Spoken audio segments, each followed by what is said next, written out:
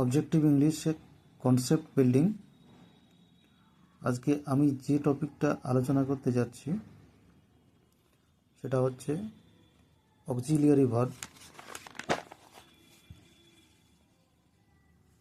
Auxiliary verb বা helping verb, সাহায্যকারী ক্রিয়া। অক্সিলিয়ারি ভার্বকে আরেক কথায় হেল্পিং ভার্ব বলা হয়, মানে সাহায্যকারী ক্রিয়া বলা হয়।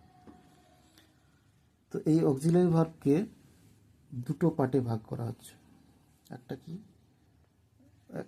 প্রথম পার্ট মানে ফার্স্ট পার্ট হচ্ছে প্রাইমারি, আর সেকেন্ড পার্ট হচ্ছে মডাল। এটাকে বলা হয় প্রাইমারি।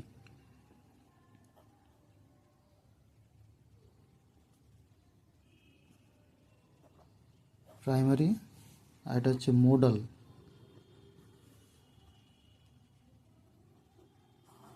প্রাইমারি এবং মডাল। প্রাইমারিতে কি কি আছে? বি ভার্ব আছে, be, am, is, are, was, were, being, been. আর ডুতে কি আছে? Do, did, done, does. আর হ্যাভ ভার্বে হ্যাভ, হ্যাজ, হ্যাড, তিনটে। এরপরে মডাল।